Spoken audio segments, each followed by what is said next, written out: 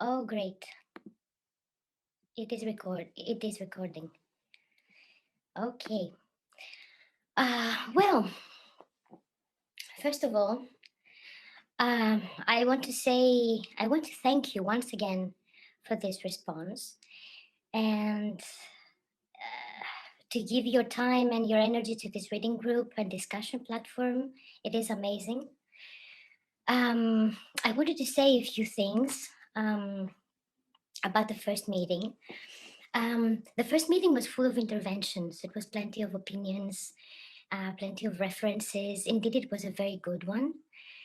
And as we mentioned, and as we're doing also today, the meeting was recorded, but the voices were altered so as to ensure anonymity and protection of the ones that want to contribute but are not comfortable with the exposure.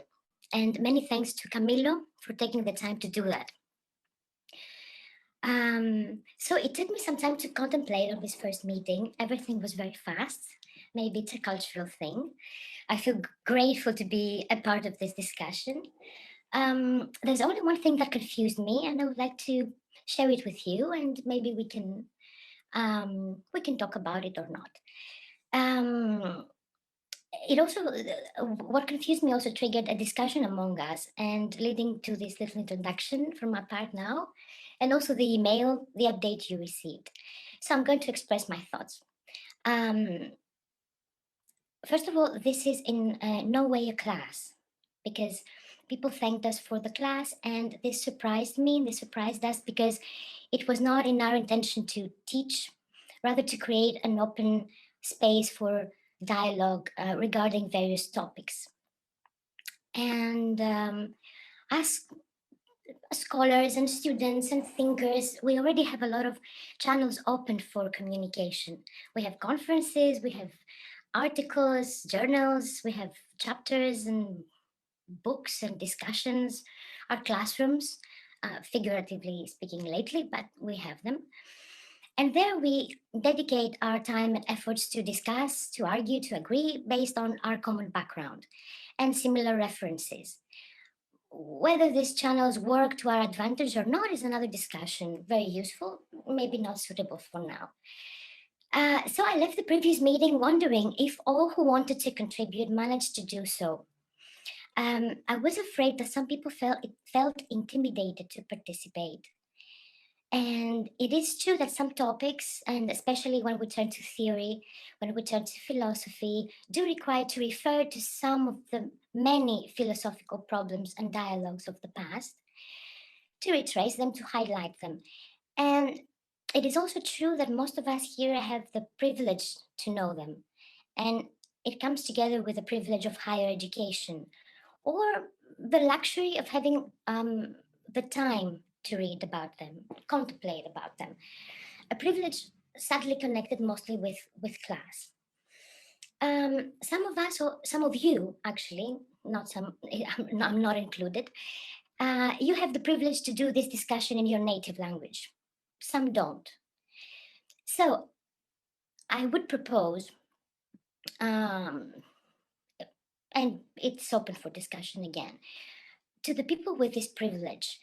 Of course, your insight is essential. We need you. We look up to you, and you contributing helps clarify all the stakes of contemporary life. This conjunction of theory practice we talked about also in the previous meeting. But please, after your intervention, you could maybe take 20, 30 seconds more to sum it up in a way that it can be understood by everyone, even people without your background. As to people with whom we don't share the same background, I wanted to say that it is not at all important. Please feel free to express any thought, any fact from your life, from your own field, from your experience, your country, your work, whatever you think that could be relevant to this discussion in any way that you see fit. We deeply want to encourage you to speak up and contribute. From any country you might come. If you don't feel at ease with the language, we're here to help as well. People from all genders, if you want to raise this as an issue or connect it with some of the discussions with your personal experience, feel free to.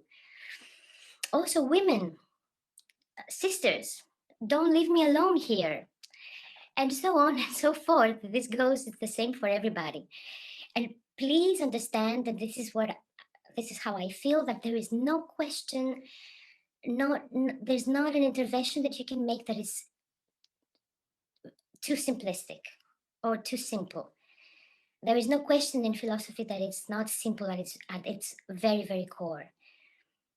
And Plato, Aristotle, Descartes, Hume, Spinoza base their thoughts on simple questions that each and every one of us constantly have.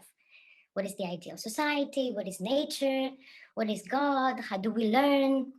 What should we do to be happy? How do we feel? Why do we feel moved by a succession of sounds? So I'm telling you all these things just to form, in other words, go for it. This is what I wanted to say as an introduction. I don't know if anybody wants to comment on that, or maybe propose something else. Dana, I just wanted to say thank you for your thoughts. I think it's very important to have an open forum and to be understanding with everyone's positions. And I know for me, the readings are hard, even though I have been privileged. And I do ask questions and I do feel frail, but I also feel empowered by all of you. So maybe what you just said really helps me understand that we're in a safe place, and that can encourage more dialogue. Absolutely. Absolutely, we're in a safe place. Yes. Oh, I see you're writing on the chat where you're from. Ah, you see? When you talk a lot and you miss the good things. Great. Any other suggestion, or is it maybe we should proceed, or what? How do you feel?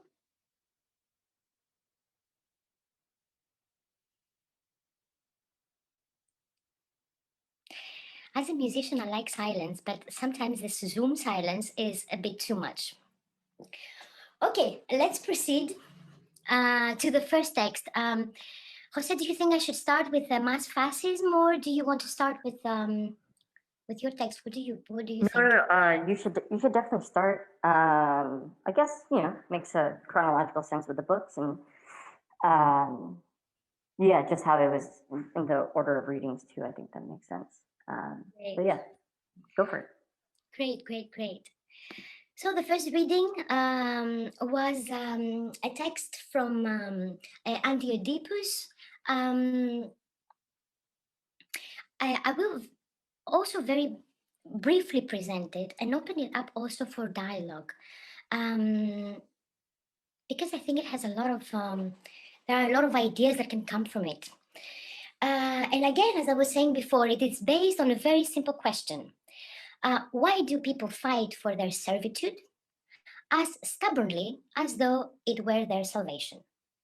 That's a very simple question with many, many complicated answers, which we're here to explore. And this is why I believe my presentation of the text should be brief. So Baruch Spinoza was saying in Tractatus Theologo-Politicus that the supreme mystery of despotism, its prop and stay, is to keep men in a state of deception, and with the specious title of religion to cloak the fear by which they must be held in check, so that they will fight for their servitude as if for salvation, and count it no shame, but the highest honor, to spend their blood and their lives for the glorification of one man. Well, Deleuze was saying that Spinoza is the most philosopher among philosophers, le plus philosophe des philosophes. I think anybody can see why. And also Wilhelm Reich had the same questions, going also further, wondering how can the masses believe that Mussolini, Hitler, Stalin, he says, are liberators? How can people not understand that they are their own slave drivers? In Listen, Little Man, he was saying that the leaders, the great little men, do not promise self-confidence, but respect for the state, not personal greatness, but national greatness. Since personal freedom and personal greatness are nothing to you, little man, but vague concepts, while national freedom and interests of the state make your mouth water like a bone, that of a dog. And in Psychology of Fascism, he was writing, what is to be explained is not why the starving individual steals or why the exploited individual strikes, but why the majority of starving individuals do not steal and why the majority of exploited individuals do not strike. And also that the masses wanted, desired fascism. This is self-evident. We do not need many references to support this claim, since most of these regimes are supported by a large group of people. We have elections to prove it, from fascist Italy, Nazi Germany, to many other similar cases of those times and more contemporary ones. These are Deleuze and Guattari's two main references in these texts. Others have treated this subject with other references, like, for example, Miguel Abonsour and others as well, that refer to Etienne de la Boétie. Very useful also because the text of Etienne de la Boétie also proposes non-cooperation as a means of resistance, and I like that. But this text uses Spinoza and Reich.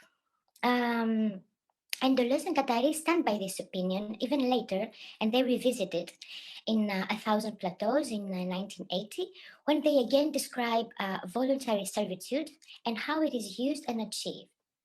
And they say that the various forms of education or normalization imposed upon an individual consist in making him or her change points of subjectivation,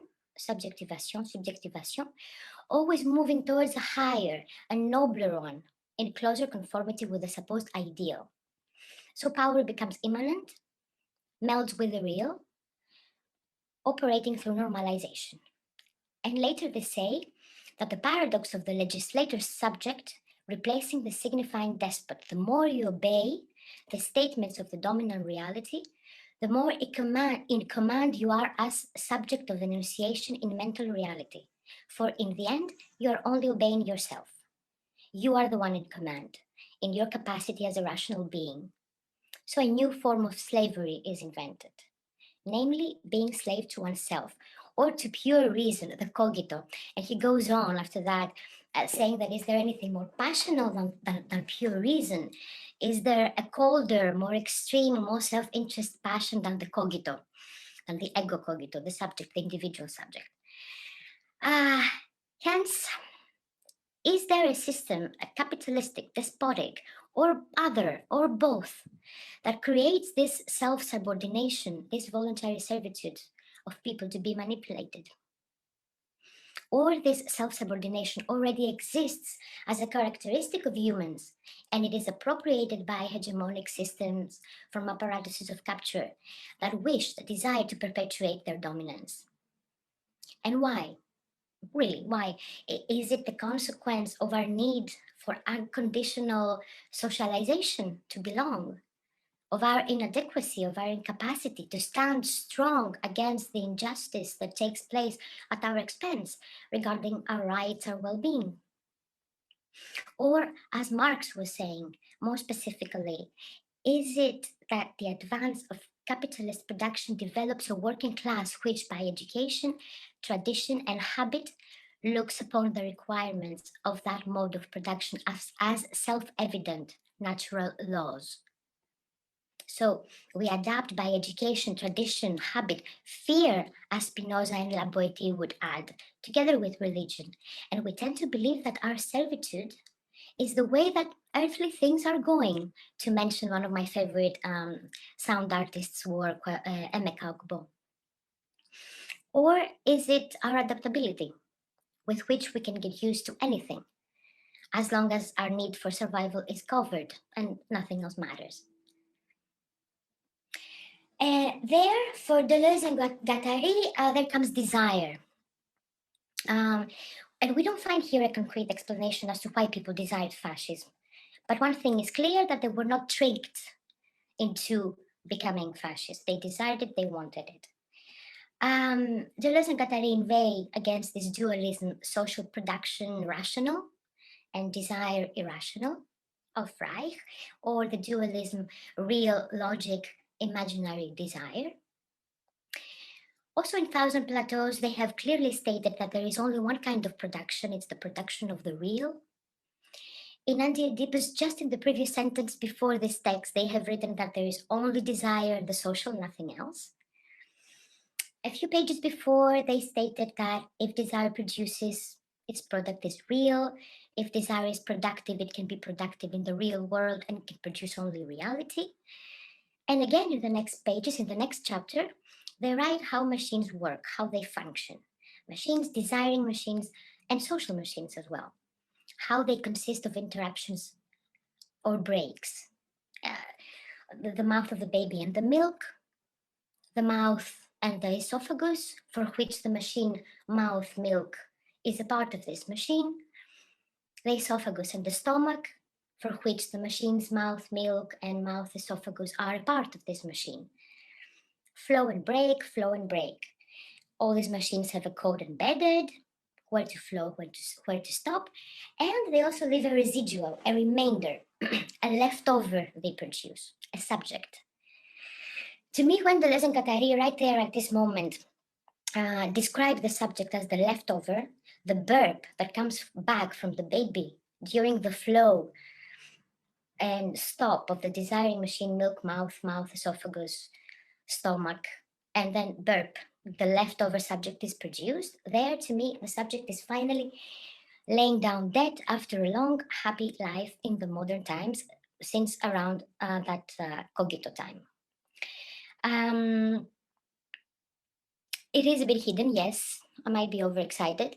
But then in the 1991, in a book entitled Who Comes After the Subject, edited by Cadava, Connor, and Nancy, Deleuze will again say, and I will read some quotes of this article, that a philosophical concept fulfills several functions in fields of thought that are themselves defined by internal variables. There are also external variables in a complex relation with the internal variables and the functions.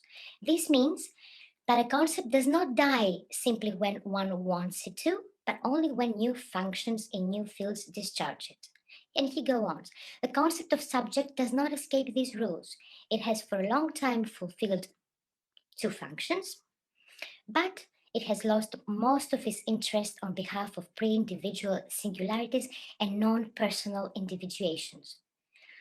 Nothing of what the great philosophers have written on the subject grows obsolete, he says, but thanks to them, we have other problems to discover, problems that save us from a return of the subject, that would only show our incapacity to follow them. So, with the subject being the leftover of this desiring production, the production of desire pertaining to both personal, mass, social, technical, the combination of all of the above, desiring production and social production being the same thing, they mention group fantasies, namely two regimes of group fantasies. And group fantasies are used here as a proof that the technical social machine and desiring machines are the same in nature. And we're left with the why. And maybe here I can take also some time to formulate my own opinions and my connections, and then we can open it up to a discussion. I cannot help it to go again to 1,000 Plateaus and Who Comes After the Subject. In Who Comes After the Subject, Deleuze finished his chapter by saying that about this discourse on the subject, the position of philosophy is not fundamentally different from that of science or art. And he turns to art again in the refrain chapter in 1,000 Plateaus, in his famous analysis of the hero of Romanticism. And in Baroque, the artist was the diligent worker, the manierist. Classicism brought the organization of chaos, but Romanticism is the earth, he says, the loss of universality, the natal territory as groundless or as hell underground, the nostalgia, resorting to a glorious past, to ancient, to national, medieval, when things were better, easier, the mythic hero, this subjectified individual that traverses the natal land, missing the people but embracing the crowd, he says. And the artists look down to the crowd from the ivory tower of Saint-Beuve, embracing raw and violent feelings in romanticism, but isolated. And embracing also the black hole of nationalism, anti-Semitism, and eventually fascism. I would say that the Romantic movement is not over yet. And if it sounds quite provocative, okay, oh well, at least it didn't end without leaving us horrible defects, if you prefer. In this field as well, in the group fantasy of a crowd that seeks a whole to be able to cope with the segmented flows that capitalism uses and creates. And the circle created with segmented flows, capitalism creates them, uses them at the same time, passing on, transferring the responsibility of the enforcement of law inside us, rendering it a personal responsibility, an individual responsibility. The more you obey yourself, the more you obey to the state. And lately, the more individual responsibility, the more you serve or help the state to cope with various issues. And if there is a line of flight somewhere, yes, the state has suppression methods. Most states are police states nowadays. But there's also this self-suppression here. And sometimes it comes also from the revolutionary point of view. Every line of flight has to be proper. Oh, the looters, they loot.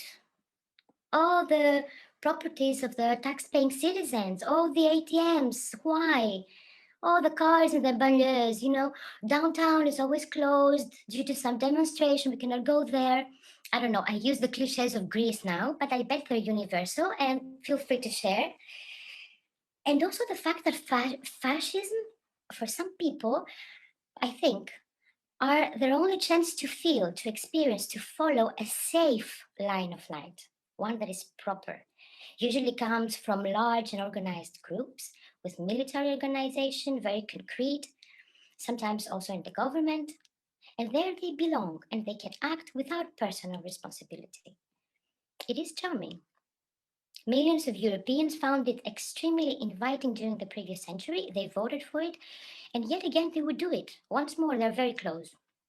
Even today, we're long past the time of innocence. No one can use ignorance as an excuse, as they did in the 40s, yet people desire fascism in every chance they get. These were my ideas about the text and a small presentation. Please feel free to share your thoughts.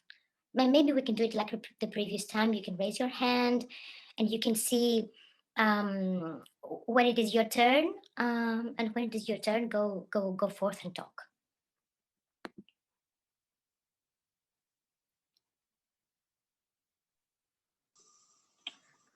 And also just, right. Please go ahead. But just a reminder for everyone, there is the raise hand function, which we were using last time. It seemed pretty effective. So make sure to use that just in case this is your first time joining us. Okay, let's start with Chloe. Yes, please. I'm happy to see you, Chloe. Hello. So, hello everybody. We have a Greek colony here, an invasion. Hello, Andrew. I'm Chloe Collier, psychoanalyst and the Greek translator of Dark Deleuze, which is in this fourth edition now. So it's wonderful what you said before. It's very touching. What strikes me very much is the fact that Deleuze and Spinoza, even Spinoza, and in the 20th century, the Frankfurt School and then Hannah Arendt approached that situation of fascism as a political matter, staying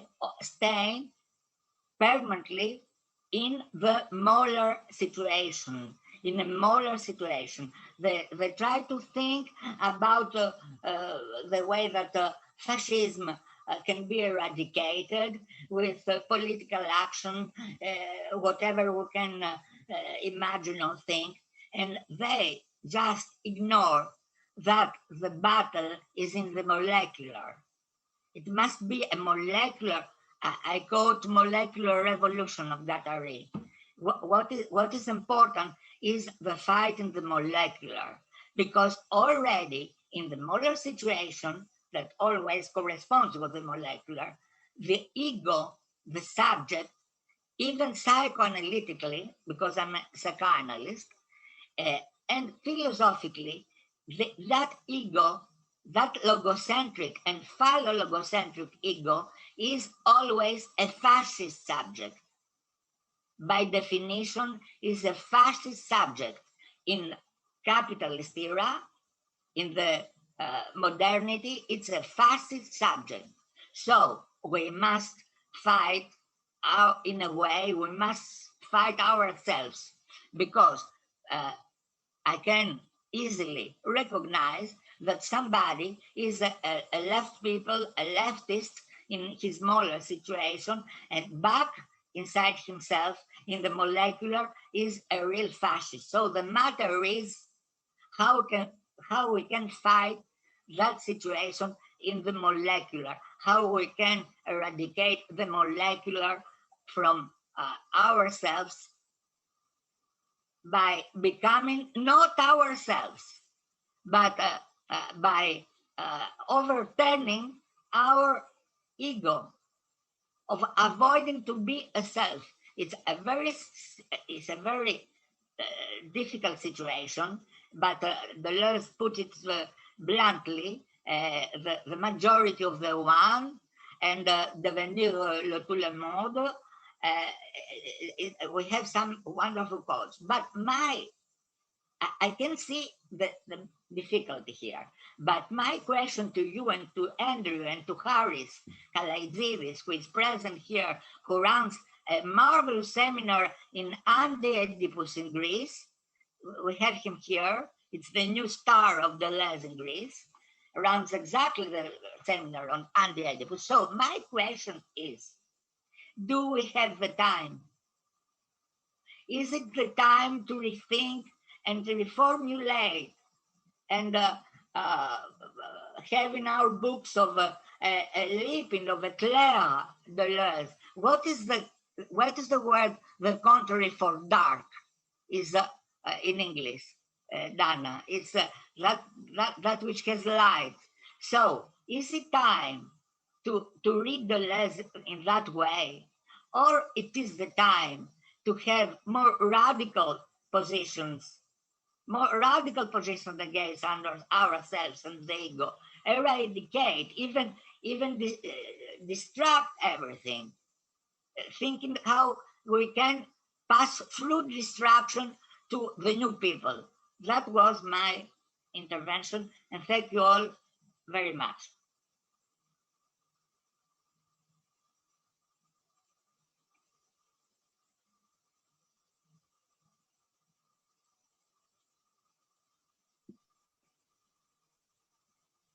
Who is next? I see some Mark.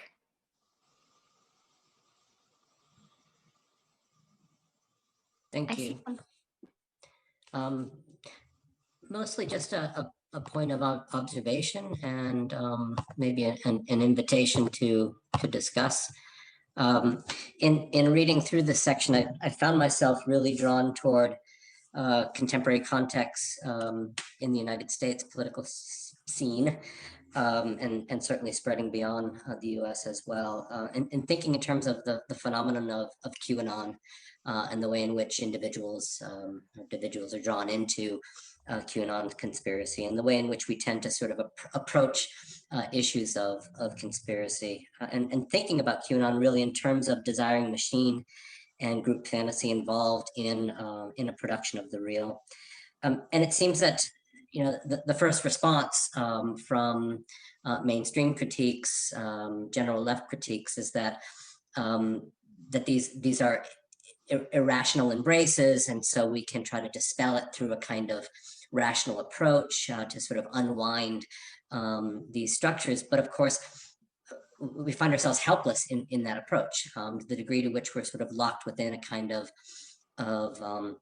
dispelling of the irrational as though it were a kind of Augustinian evil that, just when truth shines upon it, it will dispel these structures, and then we can return to a more rational political engagement. But of course, that's not what we find. And we find very much a sort of production of the real by way of engagement in this group fantasy, in participation in this kind of desiring machine around conspiracy, what it reveals, and the desire and passion that it opens up in one's embrace of this machinic assemblage.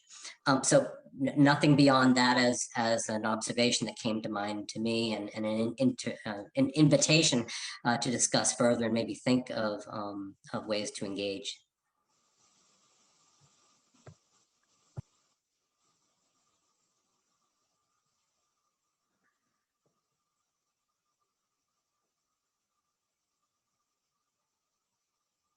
Great. So I think Brendan, it seems like Brendan and then Josh. Hi, Dana or Dana? Dana? It's Dana, but whatever. It's a peculiar name in Greek as well. Thank you. Thank you for the presentation. It was very good. I wanted to just follow up with a question, and maybe a general question for the group, which is, how do people feel about Deleuze and Guattari's definition of fascism as related to suicide or suicidality?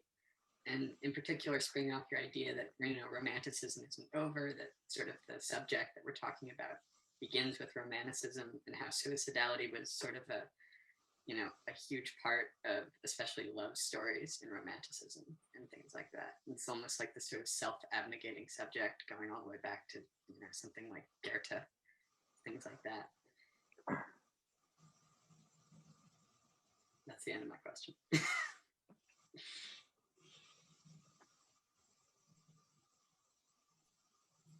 Hey everyone, I'm back again this week to chime in on behalf of all the ignorant, uneducated, casual philosophy buffs here. But I really loved, I thought Chloe's point was fantastic. And part of that is, really that framing of the molar and the molecular. I agree and I disagree on some levels, because I don't know that it's necessarily the destruction of the ego as much as the recognition of the ego. And I'm saying that from a nihilist egoist perspective, that there is, in a sense, this, this desire to be communal, part of a community, and look outside of ourselves for answers and oneness and everything else that can kind of drive us to dangerous places. One of those places, obviously, being fascism. And so where does that desire come from? But rather our internal desire for power that we've already kind of forsaken and given up, to the greater society as a whole. And further along those lines, when I look at the left and the way the left responds to fascism, I started thinking about this, Dana, when you were talking about flows, because one can't exist without the other. It's this constant return of power from one to the other. So should say, all leftist responses to fascism are inherently inputs, and there has to be an output on the other side. So the more that we put energy into, say, opposing fascism on fascism terms, which to me are just political terms in general, or anything, as we discussed last week, that's comprehensible by the power structure, you bring yourself nothing but more of the same. So I mean, really, the question for me is, how do we, on the molecular level, break from that kind of humanism with a capital H kind of thought, to really center ourselves, in discordance with the larger society, rather than in accordance with building something. And, again, back to Chloe's point, which really got me thinking, I don't think it's prefigurative politics to me are a dead end in and of themselves, because it is the destruction. This destruction has to come in the first place for there to be anything beyond that. And to be looking beyond it prefiguratively, we've already made presuppositions based on the information we already have, which can't take us any further than we already are. That's it.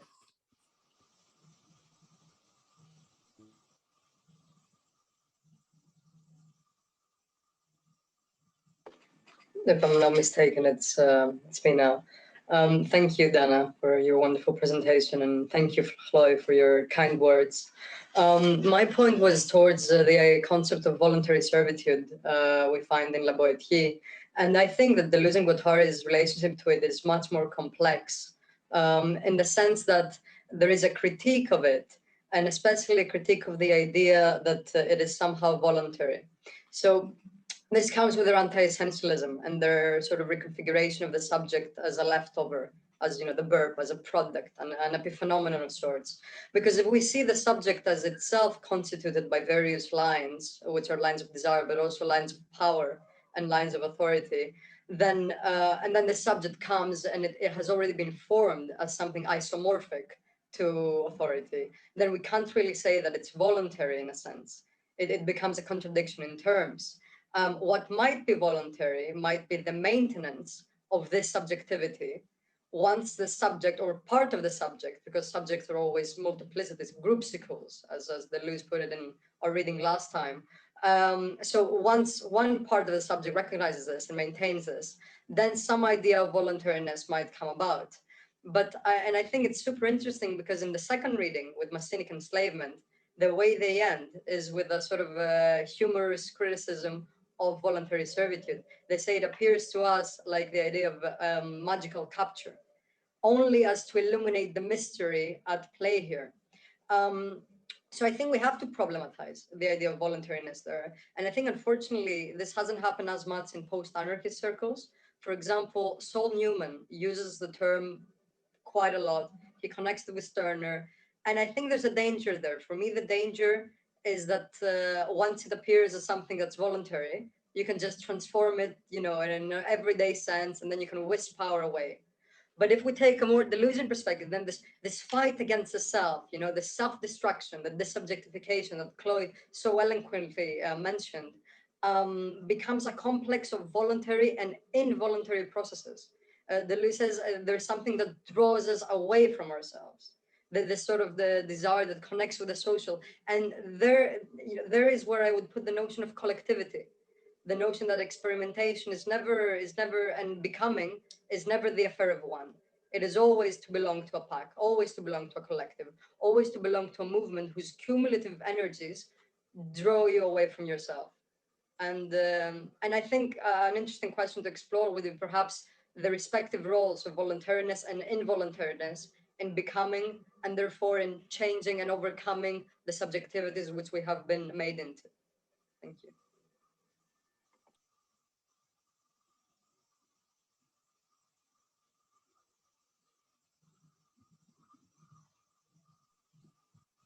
Thank you, guys. Hey, Kiyoshi?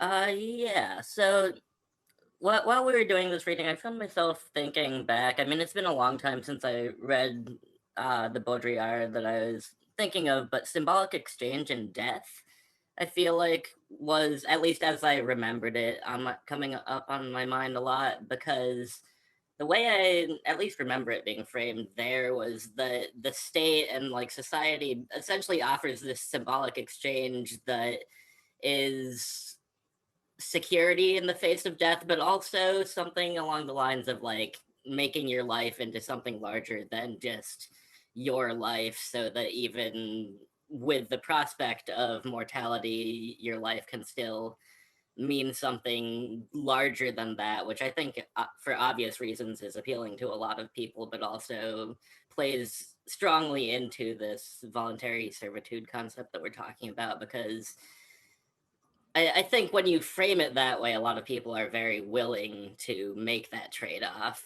and give up their like individual agency and freedom to this larger structure in order to feel like their life means more than just their life to themselves. I was wondering what other people think of that, if especially people who are familiar with Baudrillard, because it's been like, I don't know, 7 or 8 years since I read it. But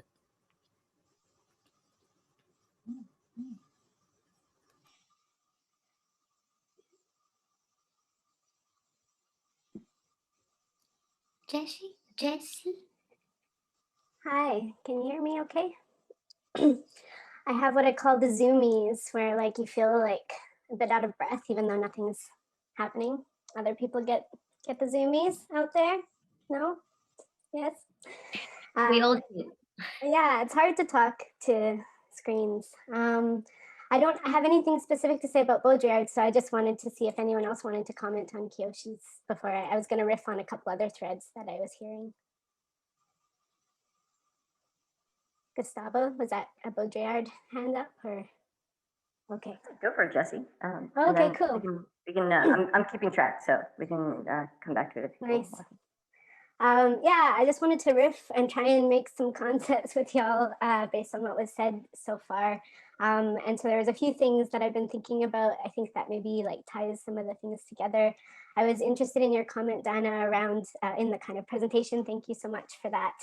Around this idea of like adaptability and humans being able to adapt so long as our survival is ensured in some way, whatever that looks like. But which I think about so much in relation to my work and thinking through ecological crises and the human. And so, yeah, I was thinking about that. And then Chloe's amazing comments on this question of like how to, like a tactical question maybe of like, how do we enact something at the molecular level? Like, what does that actually look like instead of these molar kinds of organizations or protests? And so I've been trying to think about the idea of energy transition differently. This is a big topic in lots of spaces.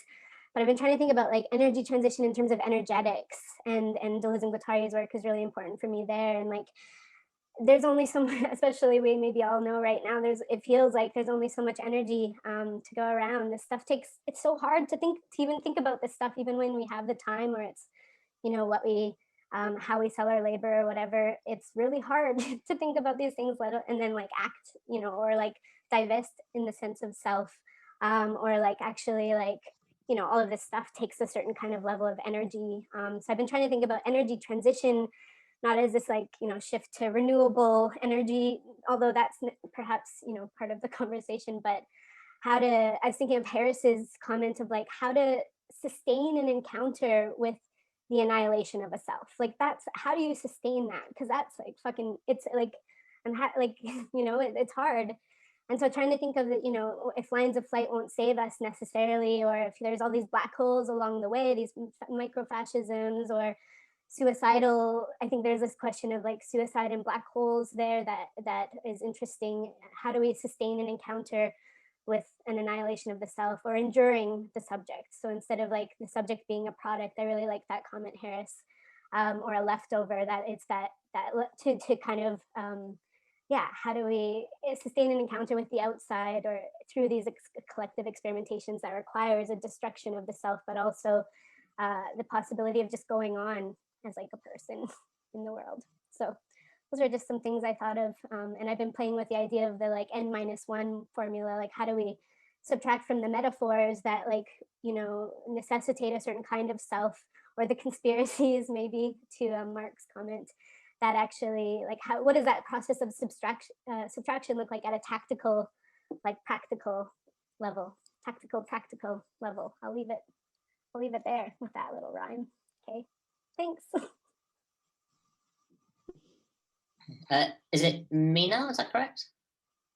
Yeah. Okay. So what I'm sort of thinking about is not helping the issue of how do we relate to our own dissolution. It's making it a lot worse, I think. But just on the subject of voluntarism, especially, I'd sort of like to draw attention to what you might call the possibly sort of ontological side of this, you know, to do with being in its most kind of fundamental, which I think you have in his relation to his reference to Spinoza. You know, Spinoza obviously sees things as kind of being produced. You know, that there's no sort of internal external distinction clearly there. What I'd like to do is kind of draw attention to what I see as like a very fundamental anti-subjectivism in Deleuze, by which I mean a focus not on us as the grounds of existence, but existence as the ground of existence, and, you know, us as just, you know, this sort of burp, this little epiphenomenon, which is really where we should not be starting. But whereas if we're starting from design production in itself, then I think we can think of it not from the perspective of why do we, the subject, desire our own subjectivation, desire our own servitude, but why does desiring production, which is just being continuing to exist in itself, desire its own continuation in certain forms. And the answer to which doesn't necessarily have to be anything especially moral or especially political. It can just be, you know, what Spinoza calls the conatus, the simple continuation of being in itself, simply by its own definition. This doesn't at all solve any problems about how we, the subjects who do exist, relate to this. But I tend to think that if you start with the subject, then you are at risk of getting kind of things the wrong way around, what Deleuze calls in his Nietzsche book, starting with the reactive point of view, not with the active point of view where things originally happen. So that's my contribution, just sort of a change of perspective, possibly.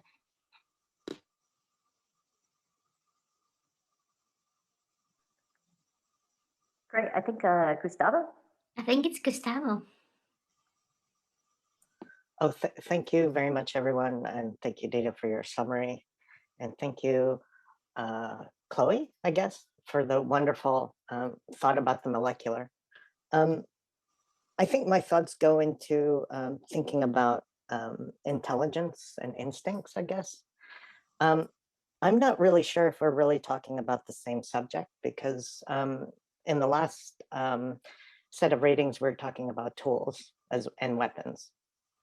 And I think that my understanding is that we've entered into a certain age where the tools have been developed to the point where they manipulate the subject, as in us, the users, in so many different ways that it's hard to define ourselves. So if we don't understand ourselves at a fundamental level, then how do we control ourselves, one? And then how do we control ourselves as a group? And then how do we find meaning? And it seems as though that the metaphor that you talked about is the milk. It seems like the data or the stimuli, I guess, would be that we're constantly being satiated by all these things that we never look up and think. And I was just drawing a little diagram of what I believe being is. I mean, I feel myself as a being, but then I have an imagined self as a being, and then I have a memory of myself as a being, and then I have a virtual self as a being. And then in that power relations or structure, someone is dominating me or has defined me in a larger framework. So I guess my question in a roundabout way is, do we really know where we're sitting now as subjects? Like, do we know what the frameworks are that are operating against us or with us? And then how can we use those as tools for a certain type of line of flight of freedom, that we can find our own self-expression or meaning? Anyway, those are my thoughts. I would also make a brief contribution here. I think that it's hard to sort of stand up to the amazing interventions that everybody's made so far. And the one point that I have to make here perhaps is a bit too scholastic, but it's that it certainly moves in the direction that Charlie or Chloe has moved us, which is already that figure ground reversal to say that the point of view from Deleuze and Guattari is not beginning with the subject, but beginning from a desire. And in that way, the subject then can be a second part within a process, or even the end of a process. And that this reversal is absolutely crucial to understand the political stakes. And I think in some ways it may also be a critique of Kant. I don't work professionally as a philosopher. I'm a bit of a non-philosopher here, but from the perspective that I take Kant really helps set the modern philosophers to all think, or many of the modern philosophers, to think that beginning with the subject, it's absolutely crucial to understand the subject, because the subject is a co-constitutive part in the production of the real. And D&G really subvert this a bit, where they say, yes, there is this ongoing production of the real, but in fact, the subject plays this very different and sort of tangential part in the process. And so this could lead us in a lot of different directions. One is Meyasu, who I think we're still sort of coming to grips to understand. He's really put quite forcefully this need to break with Kant and the so-called correlation problem. But let me return to the sort of scholastic point. I think one product of this sort of modern interest in the role of the subject, and it's important not just for, let's say the self and some sort of ethics of self-cultivation, but, understanding the real and then our politics of relating to the real, which I absolutely agree with Chloe and many others, and Josh, who said, it's about destruction, and the destruction is the sort of phase against these sort of molar transcendent issues like the despot or God or now capitalism that really, hold us in place. Is that there's this strange way that the modernists or the moderns consider it in relationship to servitude. And I might want to push D&G on this issue, especially with my interests and readings within Black studies, because there's been a reinvigorated effort, especially over the last 2 decades, of challenging whether or not enslavement is the proper thought experiment to think about these issues within the modern condition. Is it truly a universal condition of enslavement, or is it particular, or is there a variety of it that has now started being called anti-blackness? Whereas previously, perhaps it was talked about racism, which is a scientific discourse about superiority or about genetic difference, or of multi-descent where people evolve down different paths. All of those have been dispelled, yet anti-blackness continues, sustains, and expands. And so the question I have is, to what extent should servitude or enslavement be the paradigm through which we think of these problems? Note that also linguistically, both in the French in which D&G are writing in and the English in which we're discussing right now, and slavery and servitude are different words. Servitude much more being a feudal, there being a bond. And if you remember to the apparatus of capture Plateau, the bond is what a cruel despot requires of its subjects. And so this is the more feudal ancient notion of a subject, the subject being the relationship between a lord and their subordinates. So that's where perhaps a servitude and a subject remains. Why a subject then becomes a preferred object in the, let's say, postmodern era is a bit curious. I think maybe that's because we've sort of gone through these moderns in such a funny way that it's this false democratic ideal that even subjects come to then inherit the earth. There's still this sort of lordly system that we can all become lords, perhaps. But then there's this sneaky issue of enslavement that is always waiting in the wings, which is perhaps the unthought kernel in all of it as well, which is, where is anti-blackness? And I think beginning to understand this as well is that anti-blackness is about the less than human or the inhuman. And it's to prevent something from even becoming a part of the category of the human. So whereas those who serve, let's say through indentured servitude or something, are given a path or a plan to become like their lords, one among many if they pay off their bond, or to establish relationship from the bond to the pact, which is the other portion in 1,000 Plateaus that we get, that is still liberal and contractarian. It's still the state. It's not yet the nomad. But those who are in servitude can move along this path towards freedom. The enslaved perhaps never can. Not trying to sort of segue into our second text, but I think that these are some things that are at stake, and it's in a particularly charged environment that we discuss it now, where the stakes are quite clear, I think, with Black studies.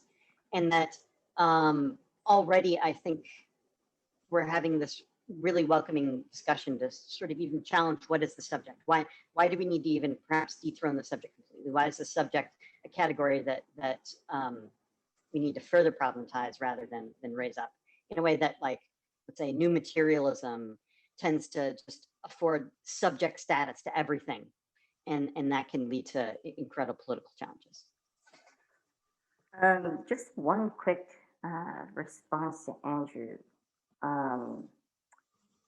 And again, I don't want to make it too scholastic, but it's to your point of enslavement. Actually, for In the passages that they bring it up for the reading in 1,000 Plateaus, we don't have to shift to it right now if other people want to talk about 1,000 Anti-Oedipus, but in that section when they're kind of talking about the shift from machines of enslavement to machinic enslavement, interestingly enough, in the passages right before the ones that we all read together, they cite approvingly Marx's reconstruction of the historical progression of different modes of production.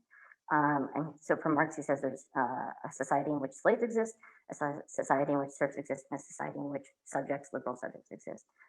But Marx himself is not talking about the transatlantic slave trade. He's talking about slaves in the Roman Empire or slaves in ancient Greece. So the history that's left out of this history given by the arch historical materialist is precisely the history of the traffic of slaves, which gets lumped in. Of course, we can have longer conversations of what is primitive accumulation, and Marx kind of acknowledges this and this and that. But I think if there is a point of contention to rightfully make with Deleuze Maurizio's enslavement alongside what they classify as Oriental despotism, which again has roots going back all the way to Marx and to Marxism. It comes from the kind of Eurocentric blind spot that comes when doing or reading history a specific way, even if the claim is to read it as a materialist. So perhaps it's insufficiently materialist, despite Deleuze and Guattari's kind of rejoinders or modifications. Gustavo, you had a hand up? Oh yeah, I just wanted to maybe add or respond to Andrew. I was thinking about this in a decolonialist lens, thinking about how, what's this all-encompassing thing that happened and why are people dehumanized? So when you think about enslavement, or lesser than human, well, it benefits a machine of conquering and control and destruction. So, I guess the statistics are if since 1970, 60% of biomass have been destroyed. What is the machinery that controls all of us that we accept that behavior? Why do we accept that as fact? And then thinking about the dehumanization to current times, I would say data and this scientifically defining us as these, mere numbers, again, dehumanizes all of us, no matter what race. So it seems like we're enslaved by numbers. So that was just an addition.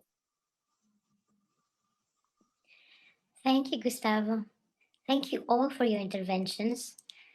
Maybe at some point we can start answering one another, but it will take time probably. Maybe Jose, you would like to move to the next text, because I think also that we have gone into its slowly. We have gone inside its ideas, and maybe it will also clarify some things. Sure, yeah. And of course, if anyone, at least for myself, I don't mind if people interrupt me at any point.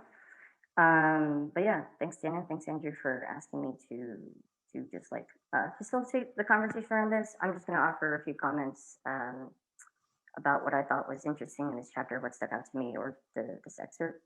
And this chapter is, my personal interest in the chapter, especially, is because it's a great kind of one of the main sites where a lot of people draw out the kind of revolutionary impulse, aspirations, the communist allegiances, or at least an allegiance to an emancipatory politics. Abolition usually come out here towards the end of this chapter as well, but the figure of minorities, which we spoke about last time. But so this excerpt from 1,000 Plateaus, it's quite technical, but hopefully not being too reductive. It could be, I guess, broken down into two main themes. The first one is the historical forms of state capture. And the second is what's novel about the state, the form of the state, and state capture under capital.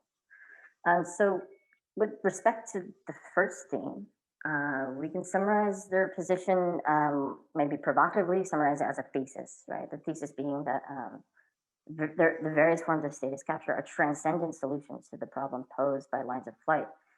encountered in the historical process of state formation. So, but why this claim in particular? Well, because it's in light of the decoded flows that escape the overcoding of the state that Deleuze want to identify what they, again, problematically call the Oriental solution and the Western solution as two distinct solutions found to the same problem, where the problem in question is the set of decoded flows that arise from its formation. So they'll say on page 448 that, quote, the archaic state does not overcode without also freeing a large quantity of decoded flows that escape from it, end quote. And it's precisely with the flows that escape status capture that pose a fundamental problem with respect to every social formation, where it is the state that functions as its principle of unity and composition. So, as Deleuze put it on page 459, again, quote, all decoded flows, and here this is really kind of like a universalizing statement, all decoded flows of whatever kind are prone to form a war machine directed against the state.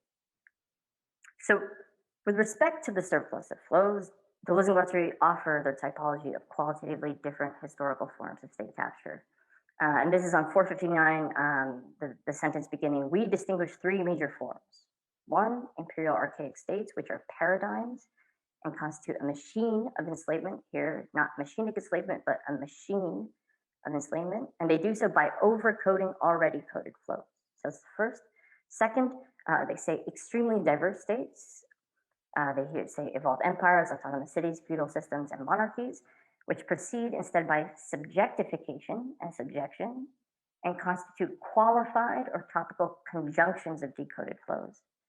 And third, the modern nation state, which takes decoding even further and are models of realization for an axiomatic or a general conjugation of flows. And so that's how they kind of break down the three main historical forms of the state.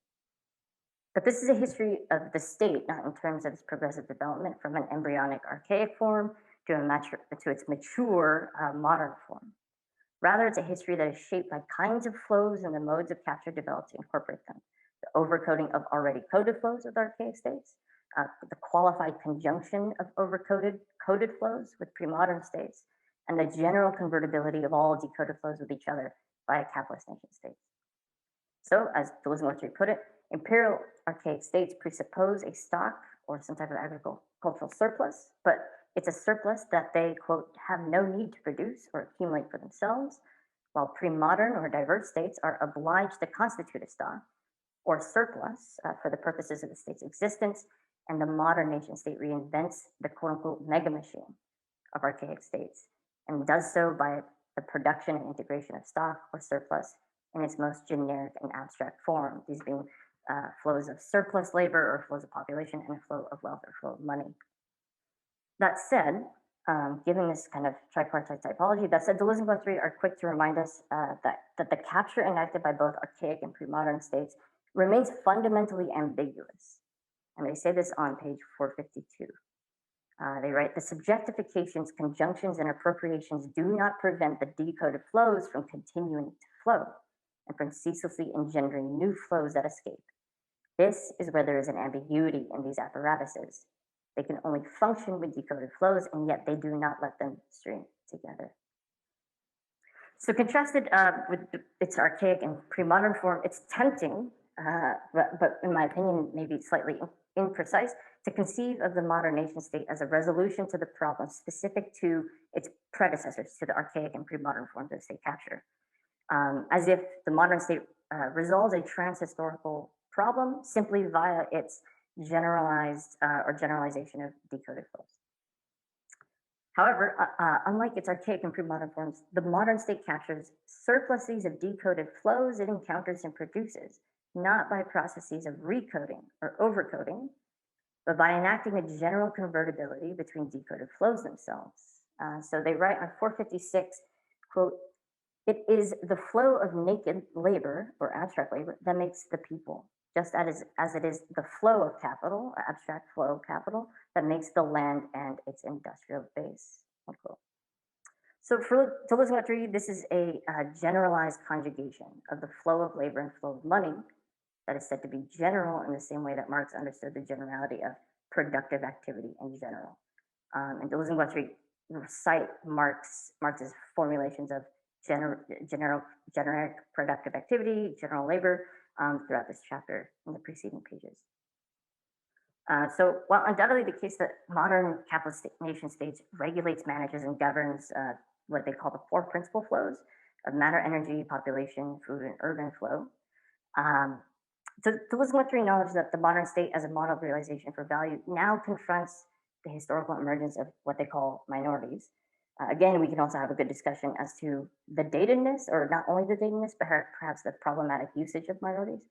But the modern nation state now confronts minorities as the principal flow that envelops so many potential war machines and ready to wage war against the state and capital.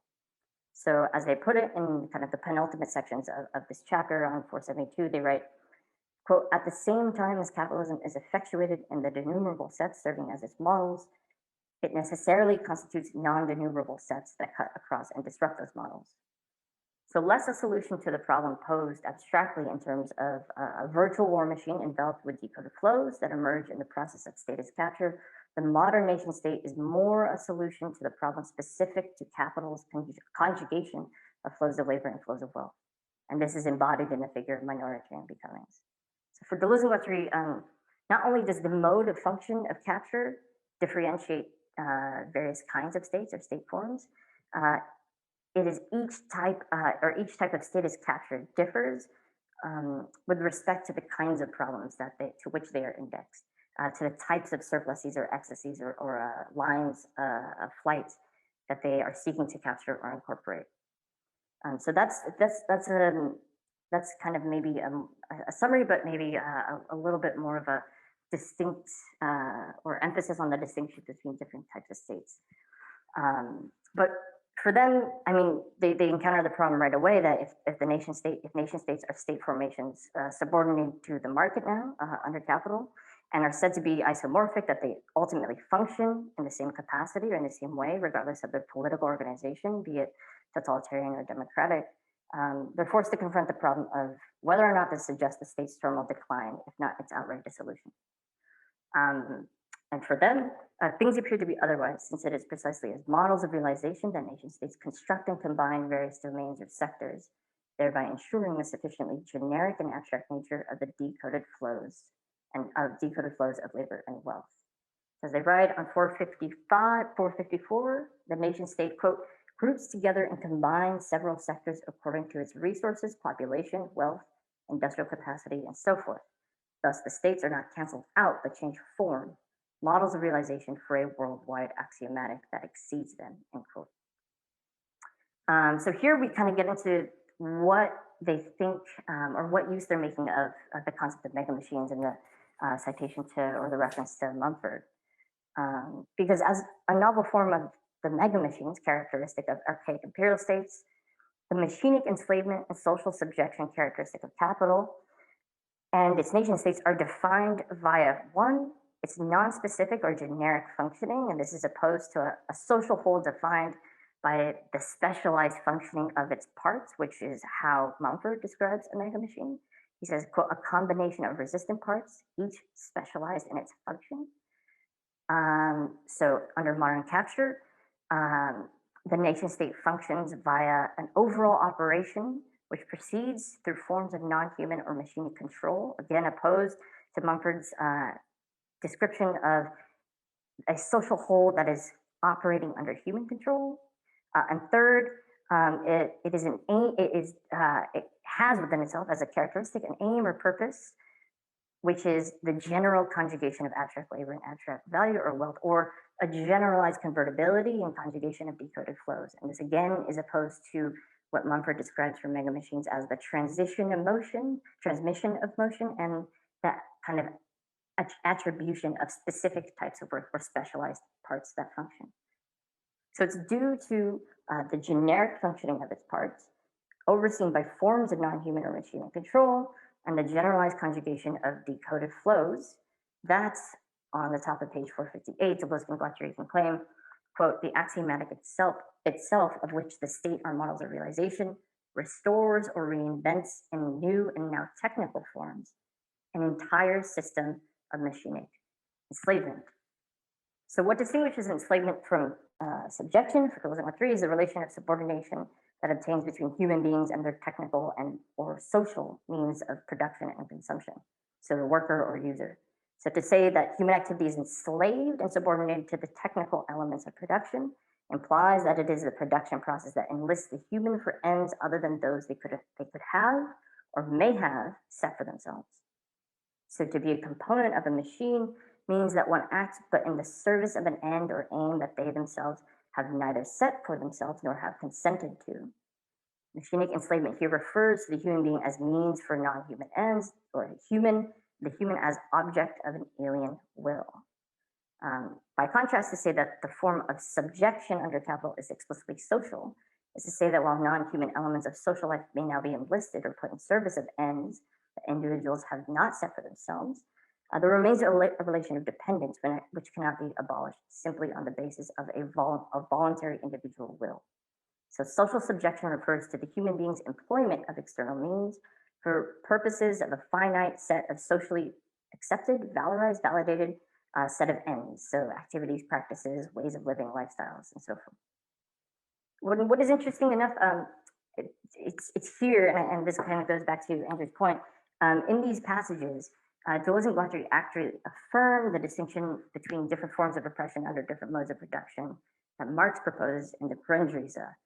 And as Marx understands it, he says, quote, in the slave relation, he being the slave belongs to the individual particular owner in his laboring machine. He is a thing belonging to another, and hence does not relate as subject to his particular expenditure of force.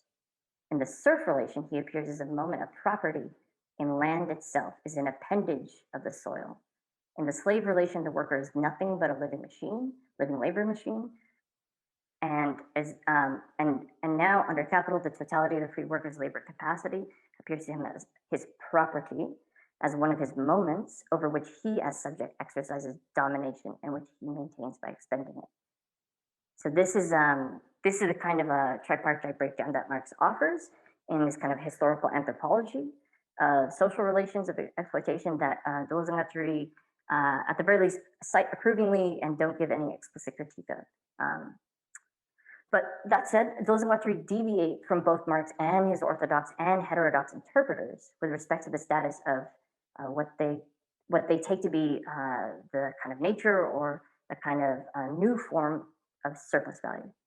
So for Deleuze and Guattari, if machinic enslavement maintains some degree of primacy over social subjection under capital, it is due to the fact that with the advent of cybernetic and informational machines, labor is no longer the substance of value and has become an attribute of a non-human or machinic social substance that produces a surplus value distinct from the value produced by human labor power. And this is how they put it on page 458. They write, in the organic composition of capital, variable capital, human beings working, defines a regime of subjection of the worker, the principal framework of which is the business or factory. But with automation comes a progressive increase in the proportion of constant capital. We then see a new kind of enslavement. At the same time the work regime changes, surplus value becomes machinic, and the framework expands to all of society, end quote. Okay, so I will just stop there with my comments, which just hopefully trying to sum up some things that, or clarify some things. And I definitely don't think they were as rigorous as they could be.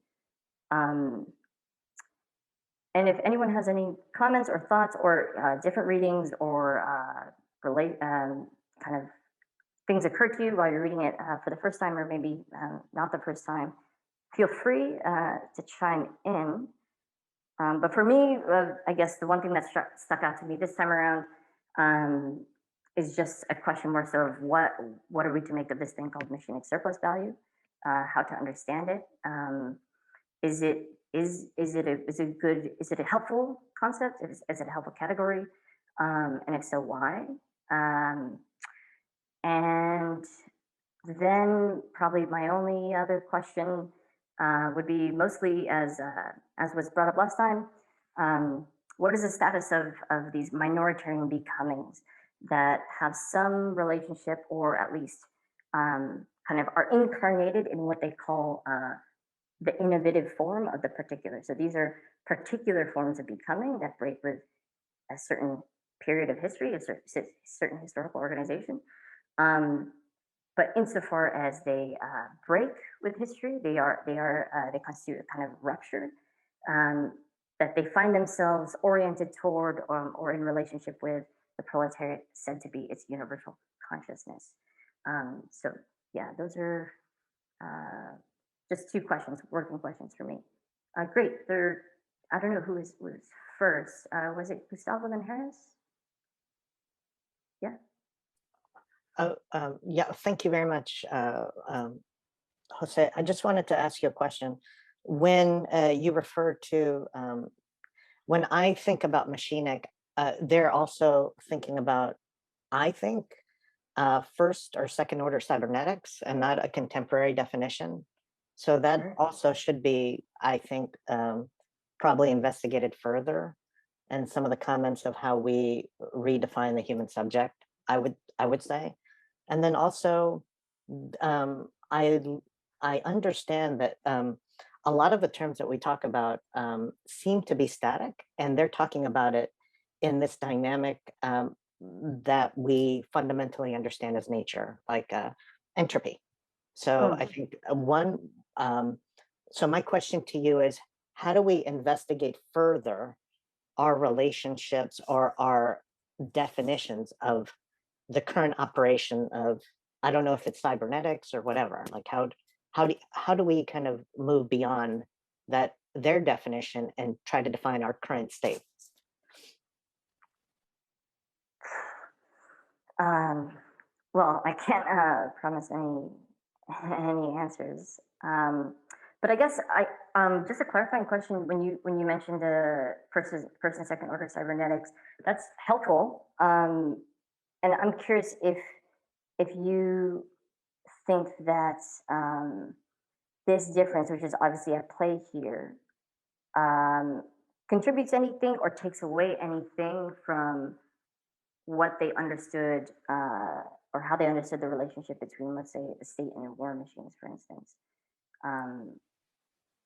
I think my only contribution here is to say that it probably adds, just by the simple fact is that as long as we understand the machinery, as long as we understand the metaphor, I think the metaphor of the machine is serving. So if you look at contemporary cybernetics, I think the definition is in flux, but mostly that it operates now in this quantum state, it operates in this intelligent state, and in current contemporary research with machine learning and artificial intelligence, there is this mimicry.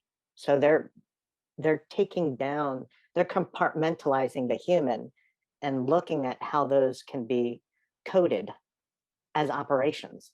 But no one understands consciousness, or no one understands how people operate. So that's why I wanted to contribute to, I think they do have an instinct for it, for sure. But now I'm going, wow, are we really in this state? And then how do these new machines add more? Like basically inject a new energy to it. Great. Thank you. Harris? Yes, thank you, Jose, and thank you for posing some interesting questions towards the end. I'm afraid that instead of attempting an answer, I'll just add another question. My two ideas related to first machinic enslavement and my second one to the state. In a sense, both have been preempted by Andrew in the chat. The first one was on Lazzarato's book, but I'll focus on the second one because it's really something that I found interesting and a bit contradictory in Deleuze and Guattari. Speaking about the state, and what I really appreciate, especially in Anti-Oedipus and the first half of 1,000 Plateaus, is the idea of the state and despotism as a regime of science as a distinct axis of oppression, which can operate with other regimes, but is always found within a mixed regime of machinic processes, and which can be identified in itself, not only as derivatory from the economic system, as certain forms of crude Marxism might have it.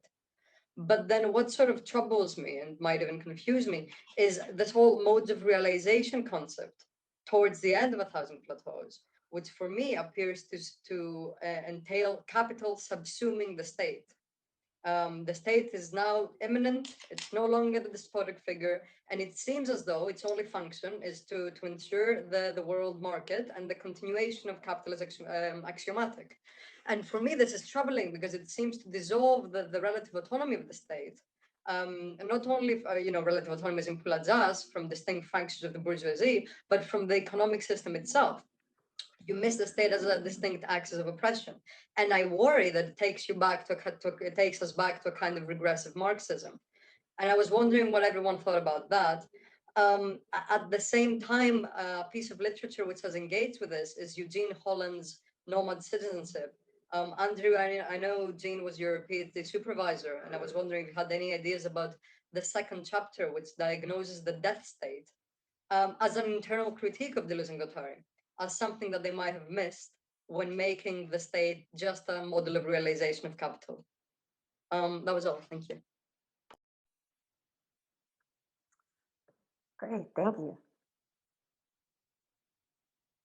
Andrew, did you want to respond to that? But Harris, to your point, I'm always returning to Jean's text specifically for that reason, regardless of how I feel about other parts of it. I think that part is actually fairly instructive. And obviously they're writing this text after Anti-Oedipus, and they write it for 10 years or so, and it comes out in the 80s. But even giving them the kind of the charitable reading of they're writing or theorizing about the state at the very moment of kind of the advent of neoliberalism and fiat currency and these kinds of things. And so they probably have it seems like a chance is on their side to make this wager in claiming that the state is not dissolved under capital, but actually is just repurposed or kind of redefined as a site for the realization of value. And for myself at least, it remains unclear the extent to which it's possible to have a theory of the relative autonomy of the state or the specificity of statist functioning that it isn't explicitly economic. In the passages that we get on the state here, they do make some kind of gestures or allusions to this. They'll say that, sure, obviously there are different political forms of the state, and under different political forms, we might see different axioms. So under a social democracy, for instance, we'll have more axioms towards a social safety net, employment, et cetera, et cetera. Whereas under a totalitarian or fascist state, we'll have a kind of a subtraction or a diminution of axioms, right? But that itself isn't enough, because for them, the thing that defines or determines the increase or decrease or the inclusion or exclusion of new axioms or an axiom at the level of the state is ultimately the market. So the thing I think that they get right, or that is interesting, that is of that moment, is that they understand that sovereignty, that political sovereignty answers to another sovereign, that the source of sovereignty is no longer simply political, no longer within the nation state, but the extent to which they can theorize that or understand that, it does seem that they don't have the resources, at least, to give an account of the state still itself, even though a lesser form of sovereignty now under the world market. I can jump in, and thanks for the provocation. Yeah, Jean was my advisor, so we had lots of conversations, and he wrote that Nomad Citizenship book while I was studying with him. So, you could probably see some of our conversations sort of spill out into it as well. So you're right to raise this sort of challenge, Harris, of the problem of a sort of regressive Marxism. If we want to say that there's a sort of, let's say, socialist or pro-state Marxism that says that the state ultimately exists only as an instrument of power or class power, and whatever class controls the state then ultimately is able to enforce its will on everyone else. And so that leads to a sort of Leninism, where they say that the whole goal of a capitalist revolution is just to create a dictatorship of the proletariat, where you take the previously capitalist state and put the right guys in charge, but it should fundamentally remain a sort of authoritarian structure, and you just sort of impose your will as opposed to their will, and things suddenly work according to plan. And I think that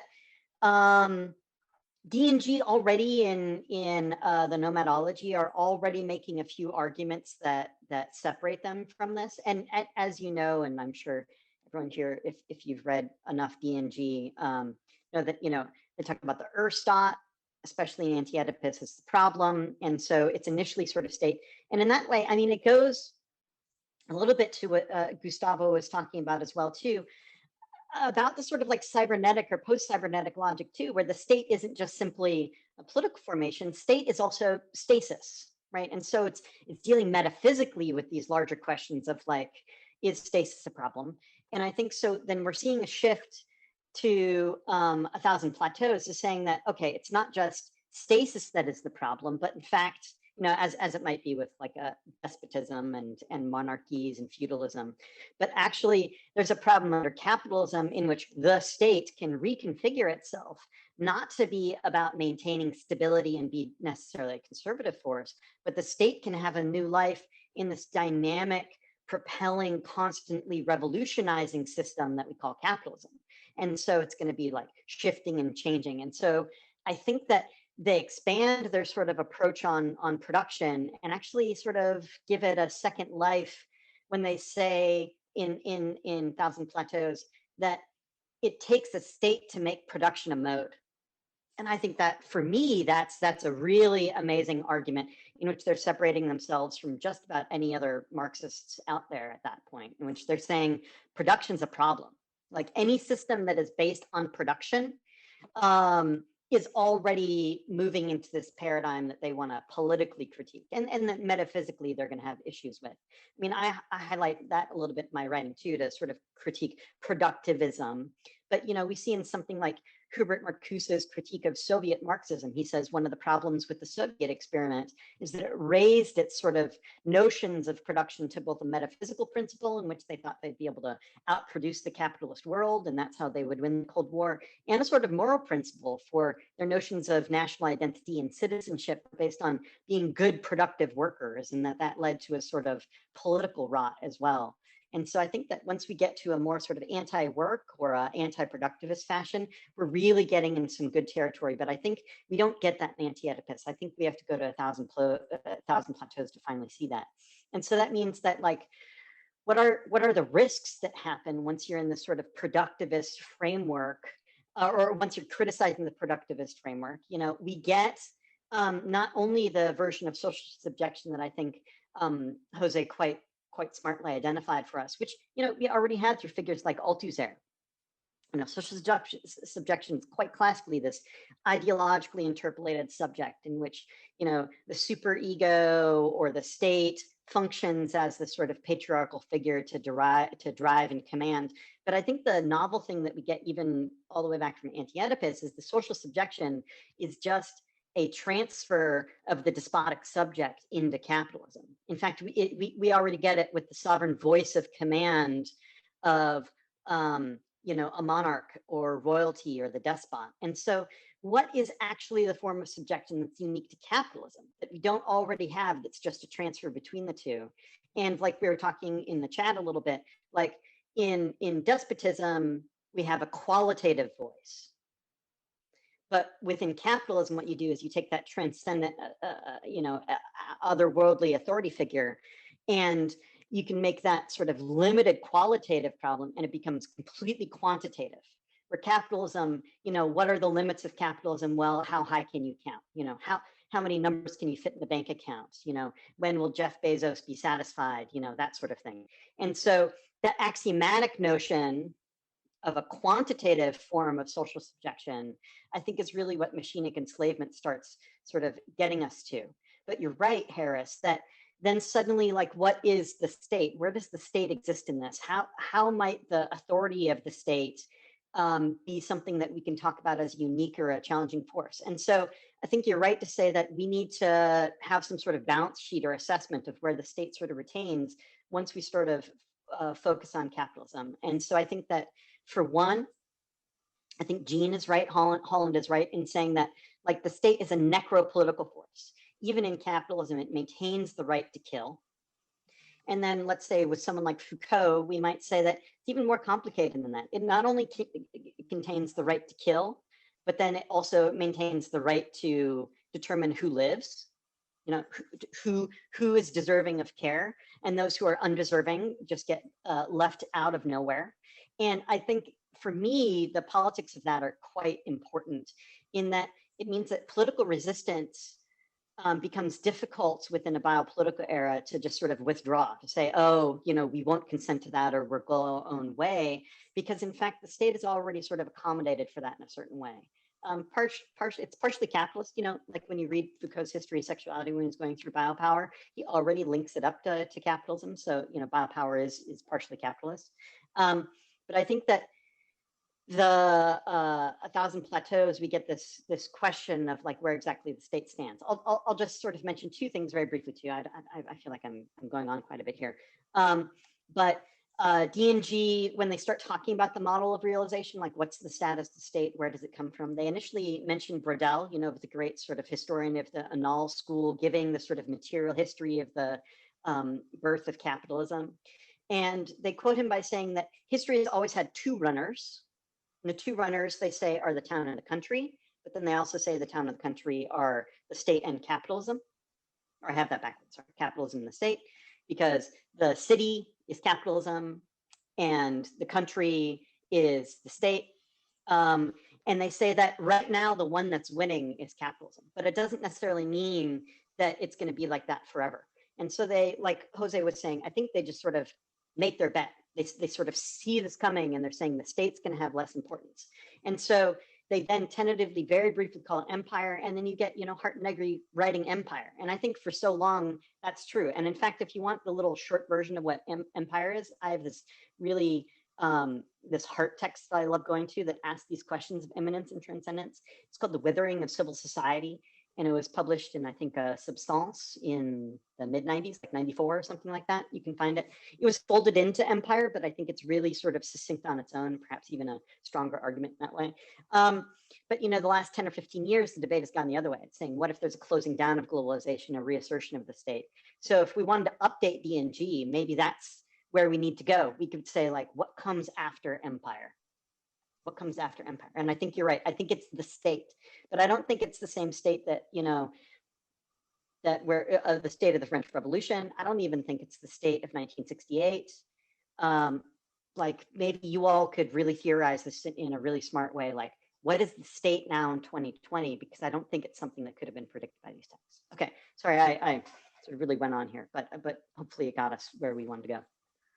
No, I mean, that was great. It just made me think of one or two things. I guess also it's important to keep in mind that for Deleuze and Guattari at least, it's sometimes hard to separate something that's a political right from an economic sanction, or vice versa. What is economic and what is political, and that what counts as economic and what counts as something that's political is kind of redetermined with each new type of state capture. But second, I guess just piggybacking off of what Andrew was saying, obviously with the kind of crisis of or the legitimacy of democracy and these kinds of things that people like to talk about in the recent years, I definitely think the thing that remains incredibly useful and with Deleuze and Guattari is their kind of the fundamental premise that the people are missing when we talk about democracies, and that perhaps what people have or what has gone under or what has been brought under the rubric of populism or nationalism in recent years is precisely working upon a missing people. So it's an attempt to make a people, and you can call this majoritarianism or an attempt to constitute a majority that then justifies the state's existence in perpetuity. And so it's in the midst of this crisis that we really do see the utility of the idea of Deleuze and Guattari's insight that the people are missing. And it's precisely because the people are missing that that populism today, or kind of the worst reactionary tendencies that are assuming state power, whether Europe, Latin America, elsewhere, take a form that's called populism. And it has to do something with the constitution of a people. Good. Okay, I'll stop there. Two people had their hand up, Gustavo and then Jesse, or was it? I think it's Jesse first. Sure. Okay. Yeah, I was going to comment on something that got brought up in the chat, Aaron, the Works book. I don't know if anyone else has read it, but I want to, yeah, I guess I'm asking about this question, or maybe what I'm hearing, which I ask myself and hear in a lot of Deleuze and Guattari reading groups. Not that this is a Deleuze, maybe it's a Deleuze and Guattari reading group. Anyways, it's just like what concepts do, or how, and so like there's this, I'm curious, I think it keeps getting raised of like, how do we update D&G, or where do we go from here, or what's the like, what comes after? And I'm, yeah, just interested in this, like, I think work is, sorry, I'm not being cogent right now. In the book, Work, I don't know if anyone's read Capitalist Dead, is this something worse? The argument is that like, it's a thought experiment to try and ask like, what if this isn't capitalism, actually it's something different. And so I'm bringing it up also with Gustavo and other people's questions around like data and these other machines through which we all become, you know, interpellated, and the state. And there, I think Works kind of pushes is towards this thought experiment of like, it's actually a Marxist take, but looking at the new kind of relations from the vantage of work and modes of production. So yeah, I'm just, I guess, making a bridge here between like thinking about what Deleuze and Guattari are saying, which of course is written in, you know, many years ago, and then back to this question of like what the concepts are doing, which I think Andrew and people are kind of pointing out is like, what are the questions that we ask, or how do these concepts become weapons given our current situation? So I just thought if anyone wanted to, yeah, I'll leave it there. Great, thank you, Jesse. Gustavo, I think. Oh, thank you. I just wanted to, I had, I guess, 3 points. I mean, the first point is what comes after empire. I think with D&G, they understood about nuclear holocaust. So there is, they probably had a vision of what was afterwards, probably, you know, societal disarray, and then this coming back together somehow. I'm thinking about it more like ants, and the idea of, you know, how do we actually disperse, come together, disperse, come together. When it comes to thinking about our current contemporary state and how we operate in that state, I'm still a little confused. And then maybe this is a question for all of you. I'm a little confused on how I define where I'm at. So if I'm a filter and information is flowing, memory is flowing, and identities are flowing simultaneously, then we're talking about this fluidity of where we are. And then how do we land if everyone else is fluid, is coming together? So there's a book called, I'll post it. It's something called Ratchets, and it's the idea of how our biology really works, with the physics and the chemistry. So I guess my comment would be very briefly, if what comes after empire, I think that what I see is that we're having this existential crisis. We're seeing an end to a certain type of system that can't control the environment or nature. How do we come together with D&G or evolve it so that we can maybe make a tool, so that we can maybe survive together, whoever wants to survive in this new world. Great, thank you. I think Nathaniel is Nathaniel next? Yeah. Yeah, hi. Thank you, Jose and Dana and everyone for kind of clarifying these texts, and everyone for the comments. I just wanted to speak a little bit from the U.S. context, at least, to these sort of, when I'm reading these texts, I'm reading alongside a lot of Black studies, and within the US context, kind of the foundation here that is anti-blackness. So when I'm reading words like capture or subject by or subject to, the preposition that's missing there for me is for, captured for, or subject for. And in the context of Black studies, object or the obliteration of the subject for, the kind of on the one hand, being for the captor. So the political ontology of Blackness is one of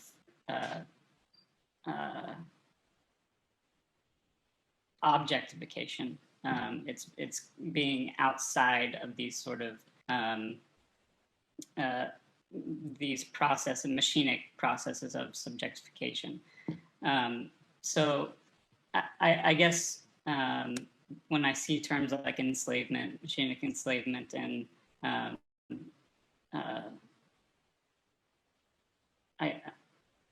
I'm still thinking through these texts, but there seems to be, I mean, there's evidence that Deleuze and Guattari were reading these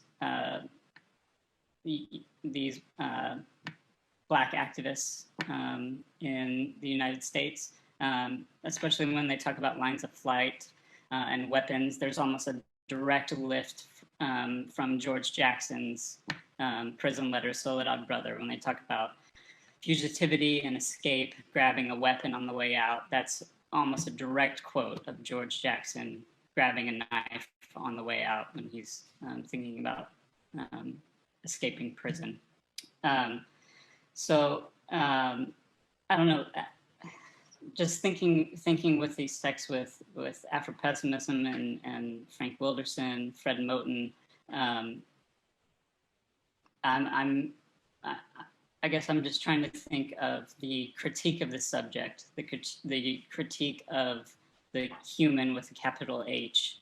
Fred Moten talks about, when he talks about spatial and temporal coherence as a subject, having a body, he rejects that. He says, fuck a body.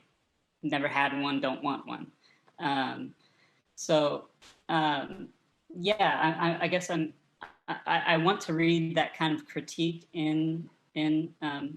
of the subject in these texts. I know that Marx under-theorized the slave, just almost directly lifted it from Aristotle and moved on. And certainly D&G seemed to want to move forward from that, but then just kind of quickly move on.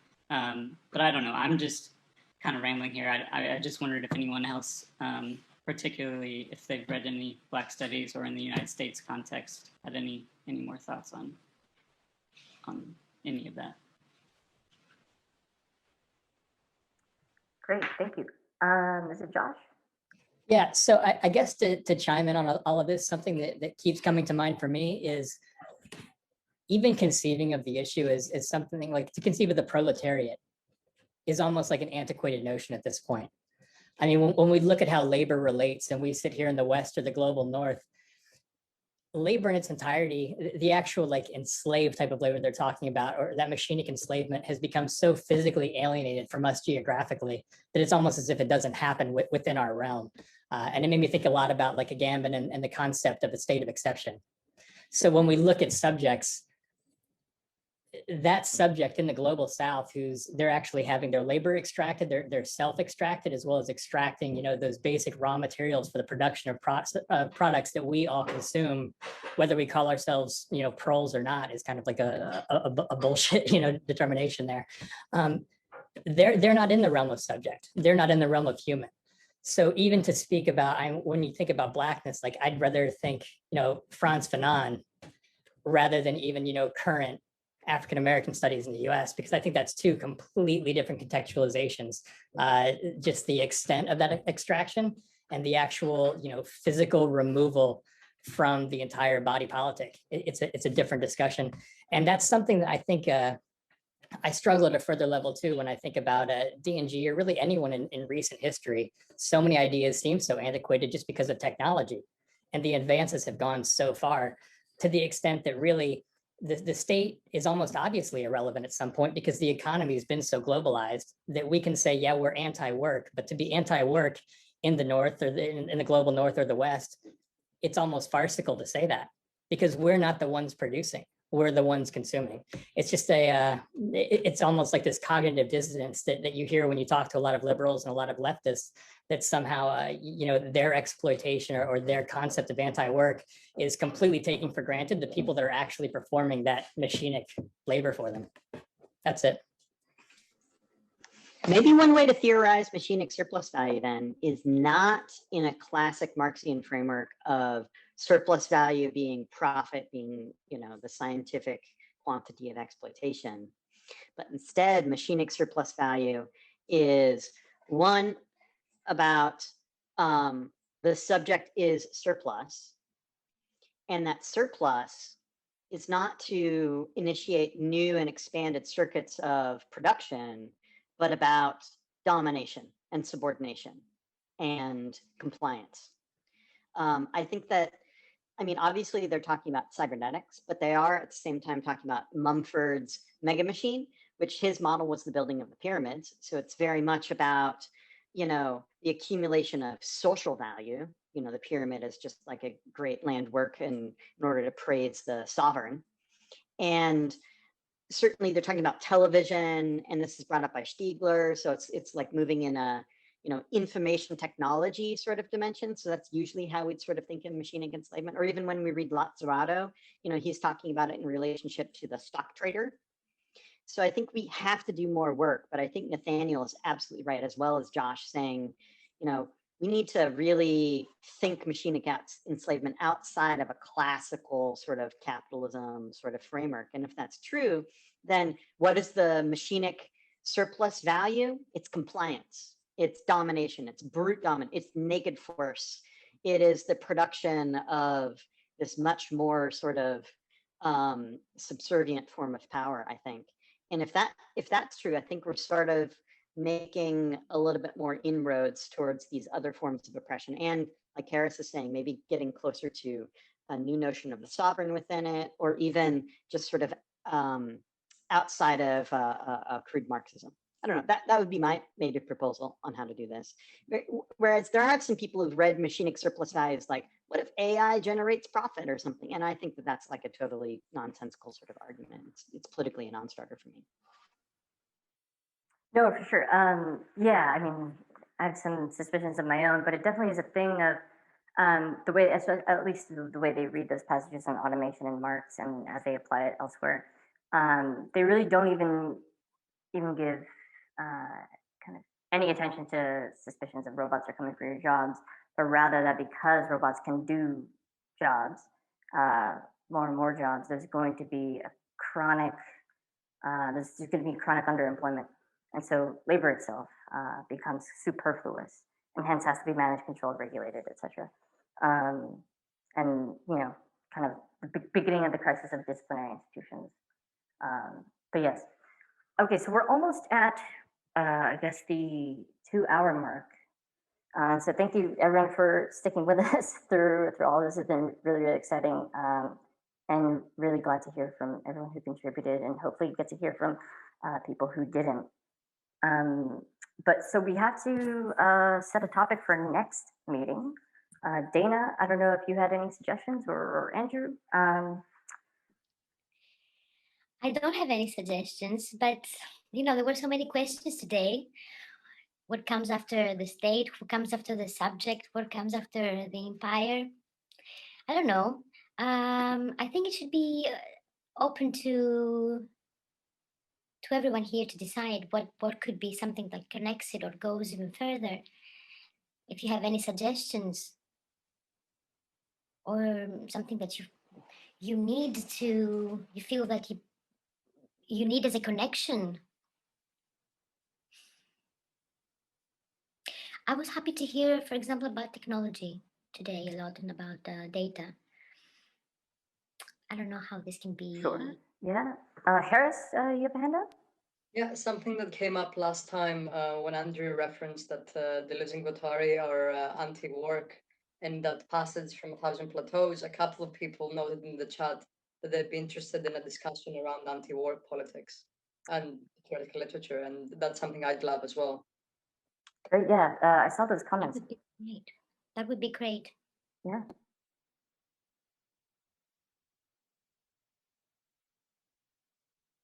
Anyone else? So maybe something on anti-work, something on technology. To continue, maybe. Oh, Mark says passages from Communists Like Us. Great. The joint text between Guattari and Negri. That's also, yeah, fantastic. There's some interviews with Negri, sorry, not Negri, Guattari that were published in Molecular Revolutions. I don't know if the new edition came out already, but the copy I have was from the 80s and it was kind of out of print for a while. And maybe I could find PDFs and upload them there because there Guattari kind of talks about the relationship between desire, fascism, and group desire, and what he calls analyzer groups, and how he kind of perceives psychiatry in relation to politics, but only if that's a direction people want to go. Yes.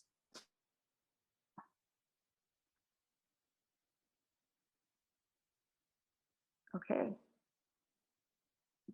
Great.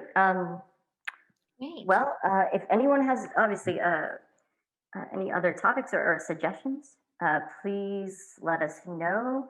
And also, if anyone else wants to lead discussion, because definitely, you know, this is a rotating kind of function.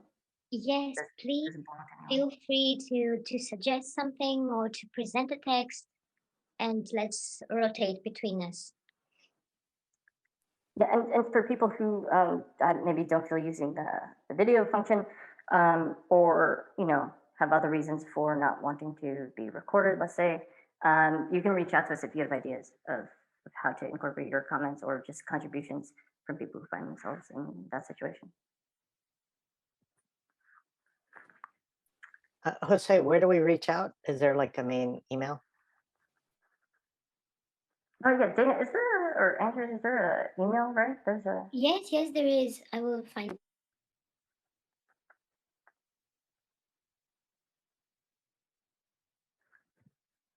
Great. So Andrew just posted in the chat. Well, yeah. If anyone has lingering thoughts, feel free to share. But thanks, everyone. We're now, just hit the 2-hour mark, so I want to be respectful of everyone's time. I wanted to thank everyone. I think it was an amazing time. So thank you for your hard work and all your insights. Now I get to spread the love to all my friends and family. Thank you too. It is amazing to be here and to share with you. I mean.